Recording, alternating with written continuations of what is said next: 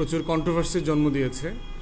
তার ভিতরে একটা হচ্ছে যে চট্টগ্রাম বন্দরকে ডিপি ওয়ার্ল্ড নামে একটা দুবাই ভিত্তিক প্রতিষ্ঠানকে টার্মিনাল লিজ আউট করা 5 ইয়ার্সের জন্য। আর দ্বিতীয়ত হচ্ছে যে রোহিঙ্গাদের যেই অংশটা এখনও আরাকানে রয়ে গেছে এবং যারা এখনও প্রতিনিয়ত নির্যাতনের নৃশংসতার শিকার হচ্ছে তাদেরকে সাহায্য সহযোগিতা করবার জন্য একটা মানবিক প্যাসেজ এর ব্যবস্থা করা যায় কিনা, যেখান থেকে তারা যেন পালায় বাংলাদেশে আসতে না হয়, বরং ওখানেই জাতিসংঘের তত্ত্বাবধানে থাকবে এবং তাদের নিত্য প্রয়োজনীয় খাবার দাবার ওষুধের বন্দোবস্তের যে রাস্তা সেটা বাংলাদেশের ভূখণ্ড দিয়ে করা যায় কিনা, এই রকম একটা আলোচনা বাংলাদেশ সরকারের সাথে জাতিসংঘের হয়েছে। তো সেই বাস্তবতায় দুটো বিষয় নিয়েই যথেষ্ট কন্ট্রোভার্সি চলছে এবং দাবি করা হচ্ছে বিভিন্ন রাজনৈতিক দল, বিভিন্ন চিন্তক জনগোষ্ঠী এবং সামাজিক যোগাযোগ মাধ্যমে যে বাংলাদেশের জাতীয় সম্পত্তি যেগুলো আছে, বন্দর তার ভিতরে অত্যন্ত গুরুত্বপূর্ণ একটা জায়গা, সেটা কি আমরা আসলে বিদেশি শক্তির কাছে তুলে দিচ্ছি কিনা। আর দ্বিতীয়ত হচ্ছে যে বাংলাদেশের এই যে মানবিক প্যাসেজ রোহিঙ্গাদেরকে দেবার মধ্য দিয়ে আমরা দুনিয়ার যারা পরাশক্তি আছে তাদের সাথে যুদ্ধের একটা ছায়া যুদ্ধের কেন্দ্রবিন্দু হতে যাচ্ছে কিনা। তো সেই বাস্তবতায় আমরা আজকে আমাদের এই আয়োজন এবি পার্টির পক্ষ থেকে আমরা আমাদের অবস্থান পরিষ্কার করব। প্রথম কথা হচ্ছে যে বাংলাদেশ এমন একটা অর্থনীতির দেশ, আমার উন্নয়নের জন্য আমাকে অন্তর্মুখী হলে চলবে না।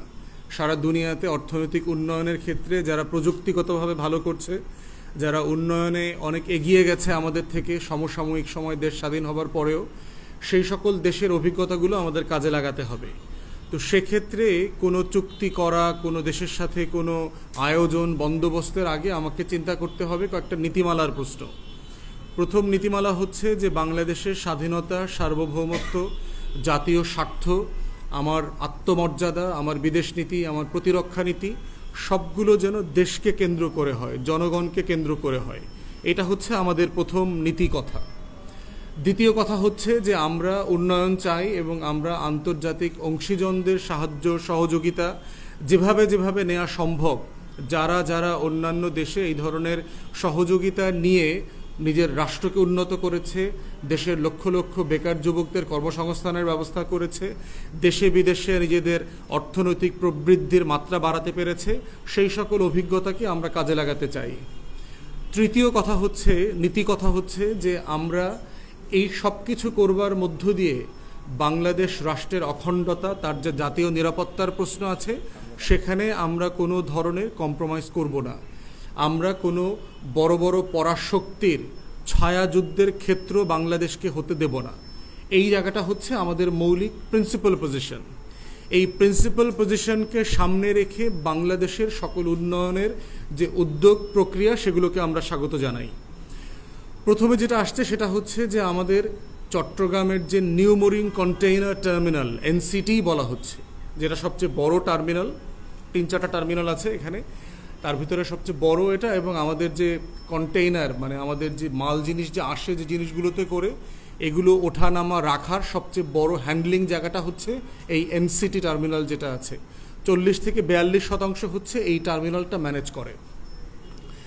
ডিপি ওয়ার্ল্ড নামে হচ্ছে একটা ইন্টারন্যাশনাল টার্মিনাল অপারেটর বলে, আইটিও কোম্পানিজ আছে দুনিয়াতে, যেমন ধরেন পোর্ট অফ সিঙ্গাপুর অথরিটি আছে, পিএসএ বলে, এরপরে নেদারল্যান্ডের কোম্পানি আছে, হংকংয়ের কোম্পানি আছে, ডিপি ওয়ার্ল্ড আছে। এই ডিপি ওয়ার্ল্ড হচ্ছে দুবাই ভিত্তিক, আরব আমিরাত এটার মালিক। তো এই কোম্পানিগুলো যেটা করে সেটা হচ্ছে বিভিন্ন দেশের যে সমুদ্র বন্দর আছে এটার ব্যবস্থাপনাটা তারা করে। সিঙ্গাপুরের যে পোর্ট অথরিটি আছে তারা প্রায় 70-এর মতো পোর্ট সারা দুনিয়াতে অপারেট করে, ব্যবস্থাপনা করে। যেই ডিপি ওয়ার্ল্ডের কথা বলা হচ্ছে বাংলাদেশের চট্টগ্রাম বন্দর সাপেক্ষে, তারাও পৃথিবীতে 65+ বন্দরকে দেখাশোনা করেন, তার যে রেগুলার ম্যানেজমেন্ট, অ্যাডমিনিস্ট্রেটিভ অপারেশন তারা এটা করেন। এখন এইটা করবার মধ্য দিয়ে কি কি সংকট আছে আর আমার দেশের কি কি বেনিফিট আছে, হিস্ট্রিটা বোঝা দরকার। যে ডিপি ওয়ার্ল্ডের সাথে বাংলাদেশ সরকারের এই আলোচনা কিন্তু 2024-25-এর না, এটা 2019-20 থেকে চলে আসছে এবং বিভিন্ন সময় এই আলোচনাটা এগিয়েছে, কিন্তু কিছু আওয়ামী সিন্ডিকেট অলিগার্কের কারণে এই আলোচনাটা বেশি দূর যায় নাই। ধরেন এই যে এনসিটি যে বন্দরটার কথা, যে টার্মিনালের কথা আমরা বলছি, এর একটা বিশাল অংশ হচ্ছে ম্যানেজমেন্ট করতে হচ্ছে সাইফুজ্জামান জাভেদ, আওয়ামী লীগের যে মন্ত্রী ছিলেন, যার মাত্র 350-400 বাড়ি আছে লন্ডনে। তো এই গরিব মানুষটা এই পোর্টটা দেখাশোনা করতেন, এবং এইটা দেখাশোনা করতে করতে উনি আরও দরিদ্র হয়ে গেছেন, এত দরিদ্র হয়ে গেছেন যে বাংলাদেশে উনি আর থাকতে পারছেন না, বাস্তুচ্যুত হয়ে উনি লন্ডনে চলে গেছেন কয়েকশো সম্পত্তির মালিকানা নিয়ে। তো সেই মালিকানার কারণে যেটা হয়েছে, বিদেশি কোম্পানিটাকে এটা দেয়া যায় নাই। অতএব ডিপি ওয়ার্ল্ডের সাথে এই আলোচনা, স্মারক, এটা কিন্তু যথেষ্ট মানে একটা অ্যাডভান্স লেভেলে আগে থেকেই ছিল। অন্তর্বর্তীকালীন সরকার এসে যেটা করেছে, এটার গতি বাড়িয়েছে। পার্টিকুলারলি এই গতি বাড়ানোর প্রশ্ন আসছে হচ্ছে, আপনারা দেখেছেন যে একটা বিনিয়োগ সম্মেলন হয়েছে মাস 2 আগে বাংলাদেশে।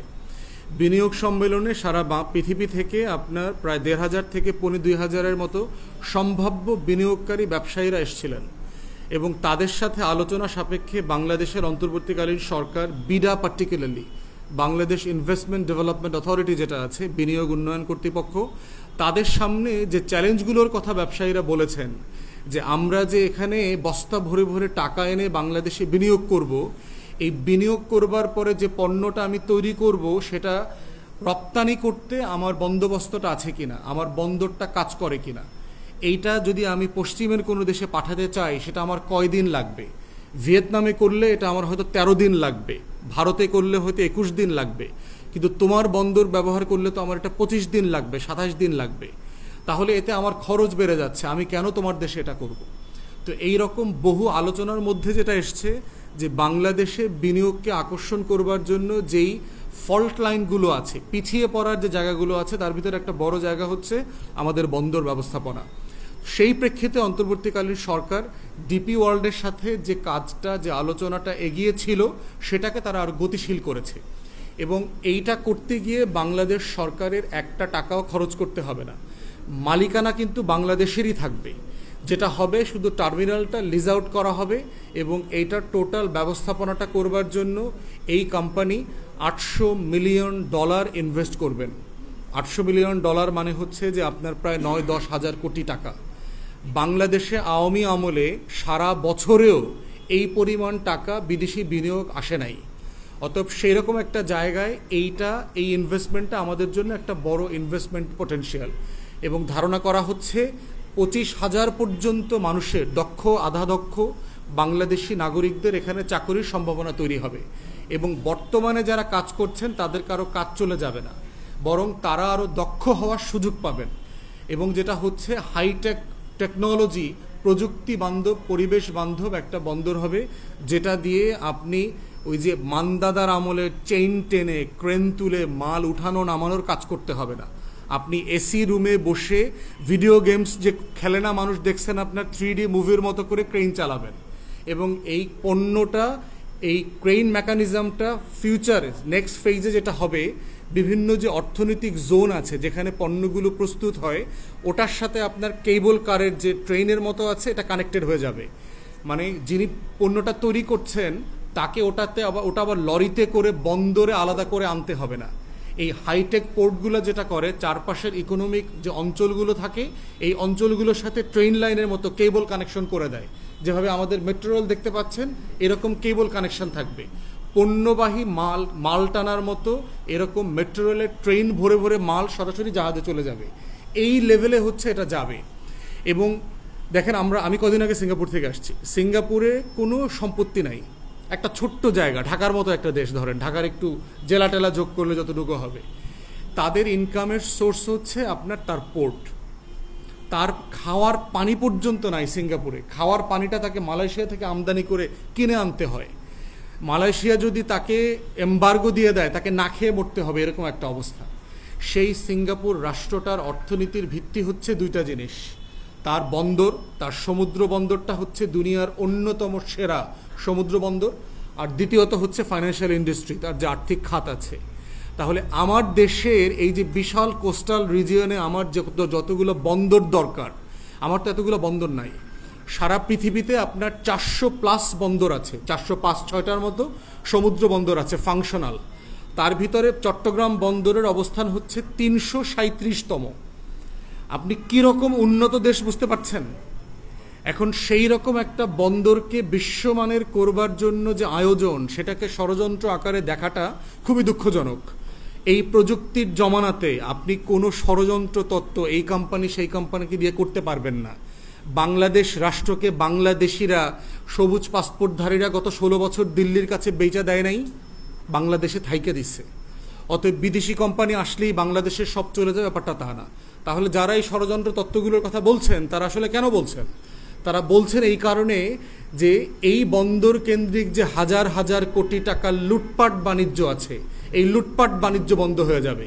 এই লুটপাট বাণিজ্যের প্রথমে আছেন হচ্ছে রাজনৈতিক নেতাকর্মীরা বিভিন্ন দলের, এবং বিশেষ করে যারা ক্ষমতাসীন থাকেন অথবা সবচেয়ে বড় দাপটমান দল থাকে, সেই দলগুলোর রাজনৈতিক নেতাকর্মীরা এবং তাদের কর্মচারী কিছু শ্রমিক সংগঠন আছে। এরা হচ্ছে এখান থেকে হাজার হাজার কোটি টাকার যে লুটপাট বাণিজ্য করবে, এইটা ক্ষতিগ্রস্ত হবে। এই জন্য দেখবেন তারা ভারতের সুরের সুর মিলায়া এই কথাগুলো আমাদের এখানে বলার চেষ্টা করছে। প্রশ্ন হচ্ছে যে আপনি লুটপাটের পক্ষে রাজনৈতিক দলের বক্তব্য তো দেশের পক্ষে না। আমরা যখন বলছি যে সবার আগে বাংলাদেশ, তখন আমার দায় হচ্ছে আমার জনগণের প্রতি, আমার রাষ্ট্রের প্রতি, আমার রাষ্ট্র কীভাবে ডেভেলপ করবে। তো সেই জায়গাতে এবি পার্টির অবস্থান খুবই পরিষ্কার যে আমরা এই বন্দরকে বিশ্বমানের করবার যে আয়োজন, সেটাকে স্বাগত জানাই। পতেঙ্কা বন্দরকেও আপনার একই মানে বিশ্বমানের করবার আয়োজন চলছে, সেটাকেও স্বাগত জানাই। এবং আমরা একই সাথে আহ্বান করছি মংলা বন্দরকেও কিভাবে আন্তর্জাতিক মানে উন্নীত করা যায়, সেটার জন্য যেই কাজগুলো করা জরুরি সেগুলো করা দরকার। আমাদের অর্থনীতির যেই প্রবৃদ্ধি, এই প্রবৃত্তিকে বাঁচিয়ে রাখার জন্য। তখনই শুধুমাত্র আমার যে ইনভেস্টমেন্ট সামিট হয়েছে, যেই সামিটে শত শত হাজার হাজার ব্যবসায়ীরা সারা পৃথিবী থেকে এসছেন, তারা ফিউচারে এখানে বিনিয়োগ করবার মতো যে ইনসেন্টিভ দরকার সেটা তারা পাবেন। এবং দেখেন যারা বলছেন এবং যেই শত্রু রাষ্ট্রের মদদে বলছেন, সেই ভারতেও কিন্তু আপনার 5টা বন্দর হচ্ছে ডিপি ওয়ার্ল্ড চালায়। কই ভারত তো চিৎকার চেঁচামেচি করে নাই, পাকিস্তানেও চালায়, চীনেও চালায়, শ্রীলঙ্কাতে চালায়, ইভেন পশ্চিমা দেশগুলোতে, ইউরোপ আমেরিকাতেও আপনার এই ধরনের ইন্টারন্যাশনাল টার্মিনাল অপারেটর যারা আছে আইটিওকে দিয়ে তারা বন্দর চালায়। কারণ এটা ম্যানেজমেন্টের ব্যাপার। যে কোম্পানি যেই দেশ যে কাজটা ভালো পারে, আপনি তো সেই কাজটা তাকে দিয়ে করাবেন যদি আপনি উন্নত হইতে চান। আপনি ষড়যন্ত্র তত্ত্ব দিয়ে দেশকে কিভাবে পিছনে ফেলে রাখবেন। এবং দেখেন এই ধরনের ঘটনা কি এর আগে আমরা করি নাই? এটাই প্রথম না? এটা প্রথম না, আমরা বহুবার করেছি। গার্মেন্টস ইন্ডাস্ট্রি বাংলাদেশে ডেভেলপ করলো কিভাবে দেখেন। 70-এর দশকের শেষের দিকে যে দেশ গার্মেন্টস শুরু হয়েছে প্রথম জিয়াউর রহমানের সময়, এই দেশ গার্মেন্টসের প্রায় 200 অফিসারকে দক্ষিণ কোরিয়া নিয়ে তাদেরকে ট্রেন করিয়েছে যে গার্মেন্টস ইন্ডাস্ট্রি কিভাবে চালাইতে হয়। কারণ তখন দক্ষিণ কোরিয়া গার্মেন্টস ইন্ডাস্ট্রিতে খুবই টপে ছিল, উপরের দিকে ছিল, কিন্তু তারা এই ইন্ডাস্ট্রিটাকে আস্তে আস্তে ক্লোজ করে তারা হাইটেক ইন্ডাস্ট্রিতে যাবে বলে সিদ্ধান্ত নিয়েছে। তারা চাচ্ছিল বন্ধু প্রতিম কোনো দেশকে দিয়ে তারা এই ইন্ডাস্ট্রিটাকে শিফট করে ফেলবে। বাংলাদেশের এই গার্মেন্টস শিল্পের যেই 200 অফিসারকে দক্ষিণ কোরিয়া ট্রেন করিয়েছে, তারা 80-র দশকে অলমোস্ট সবাই গার্মেন্টসের মালিক হয়েছেন এবং শত শত হাজার হাজার কোটি টাকার মালিক হয়েছেন। কই তখন তো কেউ বলে নাই যে আমি কেন ওখানে শিখতে যাব, কেন আমার গার্মেন্টসকে বিদেশিরা ট্রেন করবে, ইকুইপমেন্ট দিবে, এটা তো বিদেশিদের দখলে চলে যাবে। এই আলোচনা তো কেউ করে নাই। আমার মোবাইল টেকনোলজি কিভাবে ডেভেলপ করলো বাংলাদেশে, গ্রামীণ ফোন কিভাবে বিশ্বসেরা কোম্পানি হইল। নরওয়ের কোম্পানিকে বাংলাদেশে আইসা গ্রামীণের সাথে ইনভেস্ট করাইতে হয় নাই। গ্রামীণ তো সাডেনলি গ্রাম থেকে আইসা গ্রামীণ হয়ে যায় নাই, সে তো নৌকা চালাইতে চালাইতে গ্রামীণ ফোন হয়ে যায় নাই। তাকে বিদেশি কোম্পানি এসে তাকে হাইটেক বানাইতে হয়েছে এবং এখন সে বিশ্বের অন্যতম সেরা টেলিকম কোম্পানি। আপনি দেখেন একইভাবে মনে করে দেখেন, বাংলাদেশে যখন আমাদের বঙ্গোপসাগর দিয়ে ফাইবার অপটিক্যাল কেবল তার টানা হচ্ছিল, ইন্টারনেটের কেবল, সেই 90-এর দশকে, তখন বাংলাদেশ সরকারকে তারা বলেছিল যে আমরা বিনামূল্যে বাংলাদেশের জন্য এই তারটা টেনে দেব। তখনও বাংলাদেশের এই গুজব এবং ষড়যন্ত্রকারীরা, লুটপাট বাণিজ্যকারীরা, তারা এটা করতে দেয় নাই যে বাংলাদেশের সব গোপন তথ্য নাকি ফাঁস হয়ে যাবে। যেই বাংলাদেশের নির্বাচন কমিশন তার নাগরিকদের 6 কোটি 7 কোটি মানুষের তথ্য সেফগার্ড করতে পারে না, যেই সোনার বাংলায় কেন্দ্রীয় ব্যাংক থেকে টাকা লুটপাট হয়ে চলে যায়, সেই সোনার বাংলার রাজনীতিবিদরা বঙ্গোপসাগরের নিচের তার টানলে নাকি দেশের সব তথ্য বাইরে চলে যাবে। কিভাবে আমার দেশকে পিছায় রেখেছে তারা দেখেন 20-30 বছর। সেই কেবল কিন্তু বাংলাদেশকে টানতে হইছে পকেটের টাকা দিয়ে করছে কেন? তখন আবার কমিশন বাণিজ্য হয়েছে, তখন লুটপাট করা গেছে, আহা কি আনন্দ আকাশে বাতাসে। ওই তারে এখন আর ষড়যন্ত্র নাই, যেহেতু ওই তারের কিছু তারের টাকা আমার পকেটেও আসছে। এই হচ্ছে বাংলাদেশের উন্নয়নের গল্প। একইভাবে আপনারা শুনেছেন যে বিডার চেয়ারম্যান বলেছে ইনভেস্টমেন্ট সামিটের সময় যে স্যামসাং 12-13 সালে $22 বিলিয়ন বাংলাদেশে ইনভেস্ট করবার জন্য এসেছিল। $22 বিলিয়ন। আমাদের যে উচ্চ মূল্যের শেখ বংশের দুর্নীতির পদ্মা সেতু করতে কিন্তু $3 বিলিয়ন লাগছে। মানে এই উচ্চ মূল্যের টাউটের সেতু 8টা করা যাইতো যে টাকায়, সেই পরিমাণ টাকা বিনিয়োগ করতে চাইছে স্যামসাং। শুধুমাত্র এই আওয়ামী লুটেরাদের কারণে এই বিনিয়োগ বাংলাদেশ পায় নাই। অতএব যখনই উন্নয়নের জন্য আপনার ষড়যন্ত্র তত্ত্ব শুনবেন, তখন বাংলাদেশের মানুষকে, নাগরিকদেরকে খুব সিরিয়াসলি ভাবতে হবে, মূল্যায়ন করতে হবে আসলে বাস্তবতা কতটুকু। অবশ্যই আমরা আমার জাতীয় স্বার্থ দেখব, কিন্তু স্বার্থ দেখা মানে কি সবাই কুড়ে ঘরে থাকবো, আমি উন্নত হব না, আমি দুনিয়ার সাথে কানেক্টেড হব না? অতএব সেই জায়গায় আমাদের অবস্থান খুব পরিষ্কার। আমরা উন্নয়নের যে এই যে মহিষোপান আছে, এই সোপানের সাথে আমরা কানেক্টেড হইতে চাই। শুধুমাত্র আমাদের আহ্বান হচ্ছে বাংলাদেশ সরকার এবং বিডার নেতৃবৃন্দ যারা আছেন, যারা এই উদ্যোগগুলো নিচ্ছেন, অতীতের যে আদানি টাইপের চুক্তি, ফারাক্কা টাইপের চুক্তি করে বাংলাদেশের স্বার্থ লঙ্ঘন করা হয়েছে, এই রকম কোনো চুক্তি যেন আপনারা না করেন। কুইক রেন্টাল চুক্তি করে বাংলাদেশের হাজার হাজার কোটি টাকা লুটপাটের যে সুযোগ করে দেওয়া হয়েছে, সেটা যেন না হয়। আমরা শুধু সেই জায়গায় বলছি যে আপনারা বাংলাদেশের স্বার্থটাকে সবার আগে বাংলাদেশ এই প্রায়োরিটি দিয়ে এরপরে হচ্ছে এই চুক্তিগুলো করবেন, যেন বাংলাদেশে আগামী দিনে যে বন্দরের সুবিধাগুলো পাবার কথা ন্যায্যতার ভিত্তিতে, সেগুলো সব কিছু পায়। দ্বিতীয়ত হচ্ছে আপনার করিডোরের প্রশ্ন। বাংলাদেশে যেটা দাবি করা হচ্ছে যে ইন্ডিয়ান গণমাধ্যমগুলো যদি দেখেন যে প্রতিনিয়ত তারা বলছে যে বাংলাদেশের নির্বাচনটা পিছানোর জন্য ইউনূস সরকার প্রচুর ষড়যন্ত্র করছে, প্রায়ই দেখবেন, এবং বিভিন্ন রাজনৈতিক দল এবং নেতারাও এই কথাটা বলছেন। কিভাবে পিছাবে?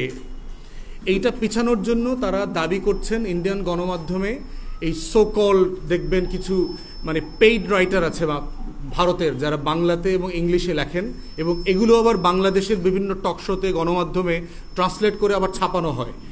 তাদের বক্তব্য হচ্ছে যে এই রোহিঙ্গাদেরকে দিয়ে এই অঞ্চলটাকে ঘিরে যেহেতু বার্মা অ্যাক্ট আছে, আমেরিকার স্বার্থ জড়িত আছে, কংগ্রেসের আইন আছে, তারা চাচ্ছে এইখানে চায়নাকে নিয়ন্ত্রণ করবার জন্য তারা একটা যুদ্ধ চাপিয়ে দিতে চায়, এবং এই ছায়া যুদ্ধটা তারা করবে হচ্ছে এই আমাদের রাখাইনের সাথে যে বাংলাদেশ সীমান্তটা আছে, এই সীমান্তকে কেন্দ্র করে এখানে অবৈধ অস্ত্র দেবে, দিয়ে সিরিয়ার মতো একটা গৃহযুদ্ধ লাগাবে, লেবাননের মতো লাগাবে, ফিলিস্তিনের মতো ঝামেলা করবে, এখানে লিবিয়ার মতো করবে, ইউক্রেনের মতো করবে। এখন এই প্রক্সি ওয়ারটা যদি করতে পারে, তাহলে যেটা হবে, প্রফেসর ইউনূস জুনের পরেও ক্ষমতায় থাকতে পারবেন। বাংলাদেশে একটা যুদ্ধ লেগে যাবে, ইমার্জেন্সি আসবে, এবং অলরেডি 3 বাহিনীর প্রধানকে ডেকে প্রফেসর ইউনূস বলেছেন যুদ্ধের সম্ভাবনা আছে, প্রস্তুতি নেন। এই ধরনের মন্তব্যকে কোট করে এটা বলা হচ্ছে। এখন দেখেন বাস্তবতা কতটুকু। জাতিসংঘের সাথে বাংলাদেশ সরকারের আসলে কি আলোচনা হয়েছে? আপনাদের মনে থাকার কথা যে রোহিঙ্গা ইস্যুটা কিন্তু অলমোস্ট মৃতপ্রায় হয়ে গেছে হাসিনার আমলে। শেষ দিকে এসে সারা দুনিয়ার যে এইড ছিল রোহিঙ্গাদের জন্য, $16 থেকে এটা কেটে কেটে 12, 10, 8, এখন শুনলাম রিসেন্টলি $6 করে দেবে রোহিঙ্গাদেরকে পার ইন্ডিভিজুয়াল। এই বাস্তবতায় রোহিঙ্গাদের ইস্যুটাকে কিন্তু উনি আবার আন্তর্জাতিকভাবে গুরুত্বের সহকারে বিবেচনা করবার জায়গাতে নিয়ে আসছেন। জাতিসংঘের মহাসচিব থেকে শুরু করে জাতিসংঘের যারা রিফিউজি কমিশনার আছেন, তারা কিন্তু বাংলাদেশ সফরে এসছেন, এবং বাংলাদেশের মতো দেশে জাতিসংঘের মহাসচিবরা কখনো আলাদা করে সফর করতে আসেন না। তারা অন্য একটা সফরে যাবার সময় 4 ঘন্টা, 6 ঘন্টা, 8 ঘন্টা যাত্রা বিরতি করেন। কিন্তু বাংলাদেশে তিনি 3-4 দিন ছিলেন। এটা বোঝা যাচ্ছে যে বাংলাদেশে প্রফেসর ইউনূসের আমন্ত্রণে এইটাকে উনি কত গুরুত্ব সহকারে দেখেছেন। এরপরে প্রফেসর ইউনূস সহ জাতিসংঘের মহাসচিব কিন্তু আপনার রোহিঙ্গাদের রিফিউজি ক্যাম্প ভিজিট করতে গেছেন। সেখানে তিনি রোজা পর্যন্ত রেখেছেন ওই দিন, এবং রোহিঙ্গাদের সাথে ইফতার করেছেন। প্রফেসর ইউনূস তার নিজের চিটাগংইয়ান ভাষায় বলেছেন যে আমরা আশা করছি আগামী ঈদ যেন আপনি আপনার এলাকাতে গিয়ে করতে পারেন, সেটার জন্য আমরা চেষ্টা করব। অতএব সেই বাস্তবতায় যেটা করা হচ্ছে, আপনারা জানেন যে ওই পাশটাতে কিন্তু এখনও মারামারি চলছে। প্রচুর নৃশংসতা চলছে রোহিঙ্গাদের উপরে। আরাকানের বিভিন্ন অঞ্চলে এখনও তাদের বাড়ি ঘর জমি জমা জ্বালিয়ে দেওয়া হচ্ছে এবং রোহিঙ্গারা আছেন এখন চরম বিপদে। সে কি বার্মিজ সরকারের পক্ষে যুদ্ধ করবে, না যারা বার্মিজ সরকারের বিপক্ষে যুদ্ধ করছে, যে ব্রাদারহুড আছে, এখানে আরসা আছে, আরাকান আর্মি আছে, কার পক্ষে যুদ্ধ করবে? তো যেই গ্রাম দখল করে সে ওইখানকার ছেলে মেয়েদেরকে তার পক্ষে যুদ্ধ করবার জন্য বাধ্য করছে। এই বাস্তবতায় যারা অস্বীকার করছে তাদের আবার বাড়িঘর গ্রাম জ্বালিয়ে দিচ্ছে এবং প্রতিনিয়ত রোহিঙ্গারা পালিয়ে বাংলাদেশে চলে আসছে। বাংলাদেশ সরকার জাতিসংঘের সাথে আলোচনা করছে যে ওইখানে রোহিঙ্গাদের গ্রামের ভিতরেই একটা সেফ জোন করা যায় কিনা, যেখানে রোহিঙ্গাদেরকে পালায় আর বাংলাদেশে রিফিউজি ক্যাম্পে যেন আসতে না হয়। কারণ আপনি জানেন যে সংখ্যাটা বাড়লে বাংলাদেশের জন্য বোঝা বাড়তেছে। তো সেইখানে একটা রিফিউজি ক্যাম্প যদি করা যায়, যেই ক্যাম্পটা জাতিসংঘের তত্ত্বাবধানে চলবে এবং তাদেরকে তো আবার এইড দিতে হবে। এই যে জাতিসংঘ আমাদের রোহিঙ্গা ক্যাম্পে যে প্রতি মাসে খাবারটা দেয়, এই খাবারটা তো ওই পাশের ক্যাম্পেও দিতে হবে যদি করতে হয়। তাহলে সেই ক্যাম্পের খাবারটা কিভাবে দেবে?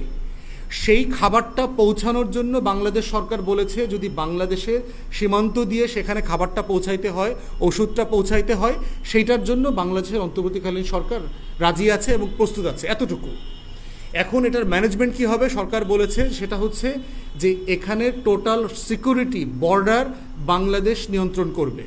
জাতিসংঘ শুধু হচ্ছে এইডের ডেফিনেশনে যে শরণার্থী শিবিরে কি কি খাবার যেতে পারে, খাদ্য, বস্ত্র, আপনার ঔষধ, এরপরে হচ্ছে ট্রিটমেন্ট যে সামগ্রী আছে, এর একটা তালিকা আছে। এই তালিকাটাই শুধু জাতিসংঘের ব্যানারে ভিতরে যাবে এবং এইটা কিন্তু এতটুকু পর্যন্ত নীতিগত একটা আলোচনা হয়েছে, কিছু দেওয়া কিন্তু এখনো হয় নাই। এবং এই দেওয়ার আগেই ইন্ডিয়ান মিডিয়ার মাধ্যমে বাংলাদেশের রাজনীতিবিদ এবং রাজনৈতিক দলগুলোকে খেপায় ফেলছে যে এই যুদ্ধ চলতেছে, এই যুদ্ধ চললে জুনের পরে ইউনূস যাবে না, এইখানে প্রক্সি ওয়ার শুরু হবে। প্রক্সি ওয়ার শুরু হবে কি হবে না এটা তো আমরা নিজেরা আলাদা করে আলোচনা করব, সেটা ভারতের বুদ্ধিতে আলোচনা করতে হবে কেন? এবং দেখেন একইভাবে ভারত আরেকটা তার লেখাজোকার মাধ্যমে একটা বিতর্ক তৈরি করেছে যে বাংলাদেশ সরকারের জাতীয় নিরাপত্তা উপদেষ্টা ডক্টর খলিলুর রহমান নাকি আমেরিকান সিটিজেন এবং বাংলাদেশের সশস্ত্র বাহিনী নাকি একজন বিদেশি নাগরিকের সাথে কাজ করবে না, তাদের নাকি আত্মবিশ্বাস নাই, আস্থা নাই এই ব্যাপারে। এটা আবার ভারতীয় গণমাধ্যম বলে দিচ্ছে, ভারতীয় সেনাবাহিনীর, আমাদের সেনাবাহিনীর বরাত দিয়ে। এবং এইটা আবার বাংলাদেশের রাজনীতিবিদরা, বিভিন্ন দলের নেতাকর্মীরা এগুলো বক্তব্যে বলছে। প্রশ্ন হচ্ছে আমার স্বাধীনতার প্রশ্ন, আমার সার্বভৌমত্বের প্রশ্ন আমি আলাদা করে আলোচনা করব। এটা ভারতের গণমাধ্যমের শিখায়া দেওয়া বক্তব্য তো আলোচনা আমার করবার দরকার নাই। আর ডক্টর খলিলুর রহমান আমেরিকান নাগরিক না, এটা উনি পরিষ্কার করেছেন। বাংলাদেশের সরকারের একজনকে যদি দায়িত্ব দেওয়া হয়, যে দায়িত্বের অংশ হচ্ছে অন্যদেরকে তার কাছে রিপোর্ট করতে হবে, সেই রিপোর্ট করাটাও আবার তাদের দায়িত্ব। অতএব এটা হচ্ছে ডিসিপ্লিন ফোর্সের কাছ থেকে কাম্য যে অন্তর্বর্তীকালীন সরকারকে তারা সাহায্য করবেন, সবাই মিলে বাংলাদেশের পক্ষে আমরা কাজ করব। দুঃখজনকভাবে আমরা দেখতে পাচ্ছি বাংলাদেশের বিভিন্ন রাজনৈতিক অঙ্গনের মানুষ এবং অরাজনৈতিক বিভিন্ন যারা স্টেক হোল্ডার আছেন, তাদের অনেকেই এই ভারতের গণমাধ্যম এবং ভারতের যে স্টেক আছে, ভারতের স্বার্থের পক্ষে কথা বলছেন, ভারতের দালালদের, গোলামদের ভাষায়, শব্দে কথা বলছেন। আমরা আমাদের স্বাধীনতা সার্বভৌমত্বের ব্যাপারে আমাদের বক্তব্য খুবই পরিষ্কার, এইটা আমরাই অক্ষুণ্ণ রাখবো, আমাদের মতো করে রাখবো, কারো স্বার্থের পক্ষে বিপক্ষে এইটা আলোচ্য বিষয় না। এবং সেজন্যই শুরুতে আমাদের নীতিমালার প্রশ্ন বলেছি যে আমরা বাংলাদেশকে, আমাদের সীমান্তকে কোনো প্রক্সি ওয়ারের ফিল্ড হইতে দেব না। এটা যেমন সত্য, রোহিঙ্গাদেরকে সাহায্য করা, তাদেরকে মানবিকভাবে আশ্রয় দেওয়া, তাদেরকে নিরাপত্তা এবং সম্মানের সাথে প্রত্যাবর্ষণের জন্য চেষ্টা করে যাওয়া, এই চেষ্টা আমাদেরকে অব্যাহত রাখতে হবে। এই সবগুলো মিলেই হচ্ছে আমাদের জাতীয় নিরাপত্তা যে নীতিমালা, এটা কাজ করতে হবে। এবং সেখানে অন্তর্বর্তীকালীন সরকারকে আমরা আহ্বান করব এই নীতিমালার উপর ভিত্তি করে আপনারা দেশের পক্ষে কাজ করবেন, যেখানে যেখানে ভালো কাজ করবেন সেগুলো আমরা সমর্থন করব, যেখানে যেখানে আমরা বোধ করব জনগণের স্বার্থ, রাষ্ট্রের স্বার্থ ক্ষুণ্ণ হচ্ছে, সেখানে অবশ্যই আমরা প্রতিবাদ করব।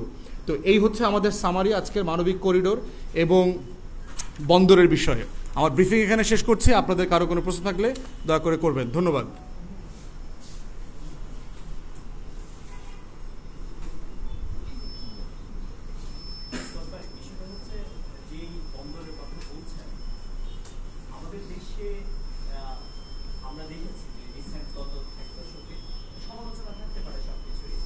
মেট্রো রেলের মতো প্রযুক্তি আমাদের দেশে এসেছে এবং আমাদের দেশের মানুষ সেটা বছর আমাদের কোর্টটা আমরা একই গ্রামে পেরেছি, হয়তো প্রযুক্তিগত ব্যাপার ডিস্টেন্স আমাদের ছিল, গ্যাপ ছিল। সেই গ্যাপটা আপনি যে গার্মেন্টসের উদাহরণ দিলেন, জিয়াউর রহমান বাংলাদেশের মানুষদেরকে দিয়ে প্রশিক্ষণ দিয়েছে, আমরা কেন আমাদের দেশের মানুষদেরকে প্রশিক্ষণ দিয়ে এখানে নিজেদের প্রযুক্তিগুলো আমরা নিজেদের মতো করে ইন্ট্রোডিউস করতে পারবো না? আমরা থার্ড পার্টিকে কেন দিতে হবে? আমাদের অ্যাক্টিভ বন্দর, যে বন্দরে আমরা অলরেডি আমাদের বিজনেস চলছে, সেই বন্দরটাকেই কেন আমরা অন্যের হাতে দিতে হবে? তাহলে আমাদের যে বন্দরগুলো রেডি হয়নি সেই বন্দরগুলো দেওয়া হোক, কিন্তু যে বন্দরটা রেডি আছে সেই বন্দরটাকেই আমার কেন অন্যের হাতে তুলে দিতে হবে? এটা হচ্ছে আমার প্রথম কথা হচ্ছে, দেখেন যে পদ্মা সেতু অথবা মেট্রো রেলের ম্যানেজমেন্ট কিন্তু বাংলাদেশিদের হাতে না।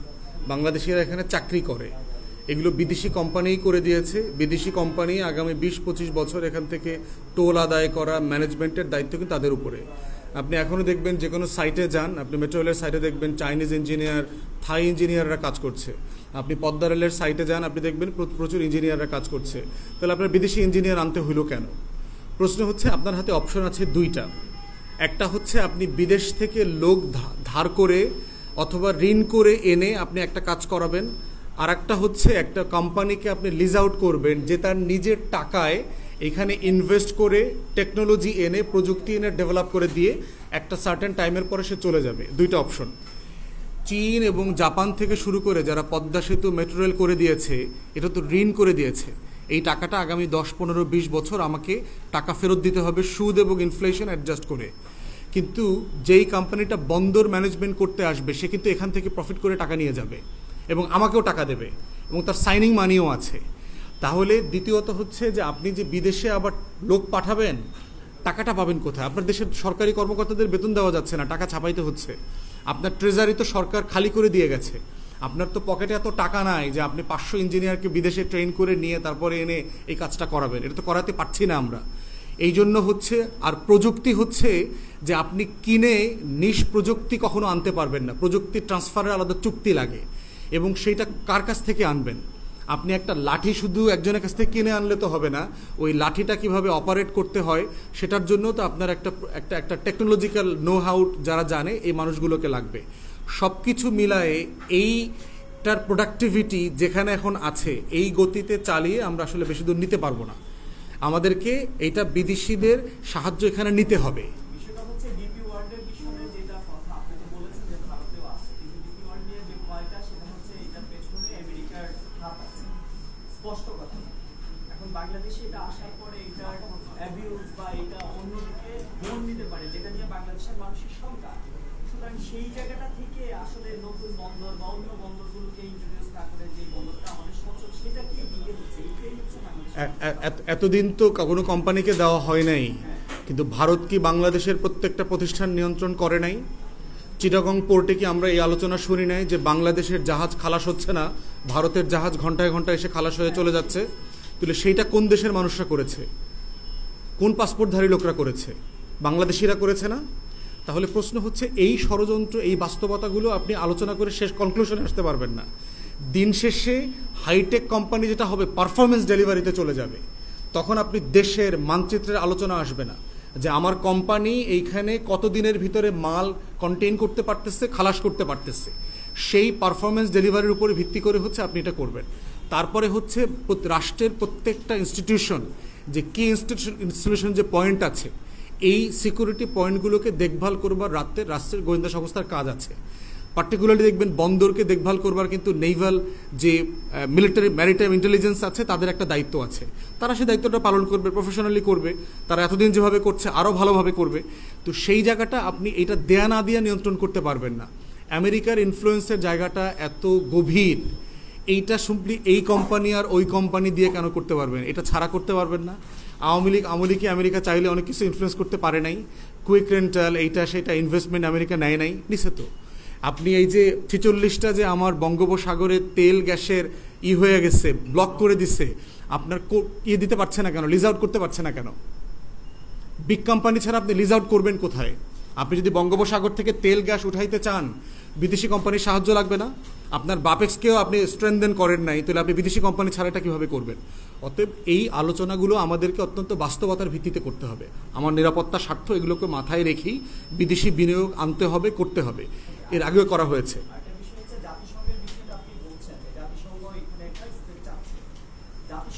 বাইরে যে কোনো জায়গায় তার স্পেসটা সে ওই রাষ্ট্রের সাথে, যদি সে জাতিসংঘভুক্ত দেশ হয় সেই হিসাবে সে ওই দেশে যে তার জায়গাটা সে চেয়ে এবং সেই জায়গাটা সে ব্যবহার করতে পারে। তাহলে কথা হচ্ছে, তাহলে আপনি মায়ানমারে যে সে কেন সেই জায়গাটা নিতে পারছে না, সেই বাংলাদেশ থেকে সেই জায়গাটা কেন নিতে হচ্ছে না? রাখাইনের সাথে আপনার সীমান্ত তো আছে, বাংলাদেশের আছে, ভারতের এক অংশের আছে এবং চায়নার আছে। বাকি দুই দেশ দিতে রাজি হচ্ছে না। এবং দ্বিতীয়ত হচ্ছে যে রাখাইনের সাথে সেফ যে কানেকশন, অন্য যে সম্প্রদায় রাখাইনের অন্যান্য আরাকানি রোহিঙ্গা জনগোষ্ঠী যেই এলাকাটাতে আসছে, এই এলাকাটার সংযোগ সূত্র তো বাংলাদেশ।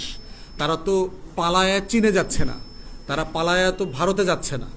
তো সেই জায়গায় তাদের আলোচনার কাছে মনে হয়েছে যে মানবিক দৃষ্টিকোণ থেকে যেহেতু বাংলাদেশ শুরু থেকে এই সাহায্যটা করেছে, এই সাহায্যটা তারাই হয়তো করতে পারবে।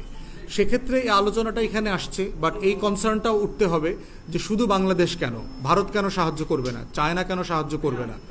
এখন বাংলাদেশের কনটেক্সটে তো আমরা দেখেছি রোহিঙ্গা ইস্যুতে চায়না এবং ভারত এর আগে সাহায্য করে নাই।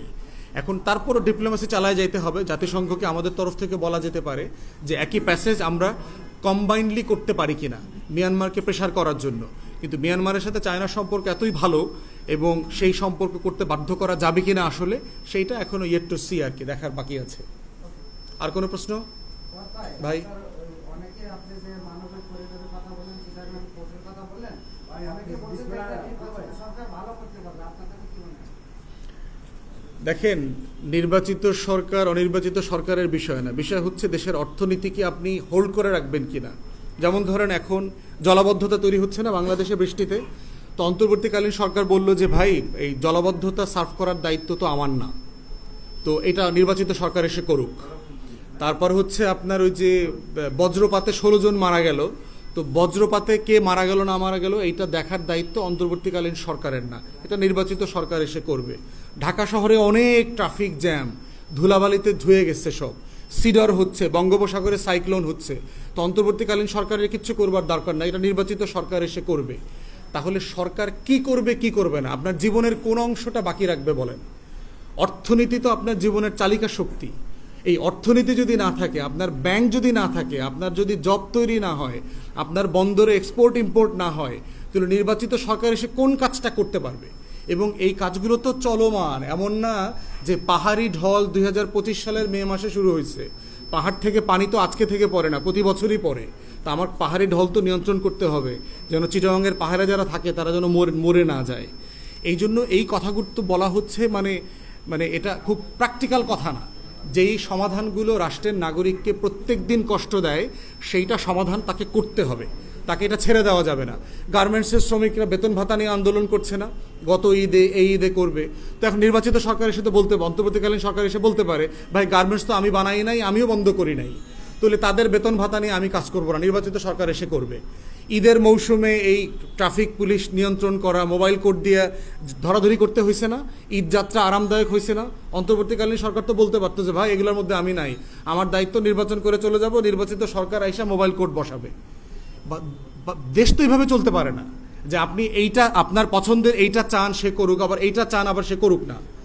রাষ্ট্রের জন্য যেটা করণীয় দেশের স্বার্থে, মানুষের স্বার্থে, সেইটা অন্তর্বর্তীকালীন সরকারকে কন্টিনিউ করে যেতে হবে। যেখানে মতামত নেওয়া প্রয়োজন, রাজনৈতিক দলের সাথে বসা প্রয়োজন, সেখানে বসবে, কথা বলবে, মতামত নেবে। আবার যেটা করতে সবাই একমত হচ্ছে না সেটা করবে না। এই প্রসেসের মধ্য দিয়েই হচ্ছে অন্তর্বর্তীকালীন সরকারকে তার কাজ চালিয়ে যেতে হবে।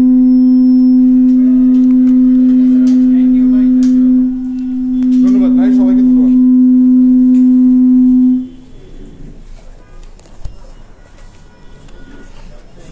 আমারটাও নিয়ে আসেন ভাই।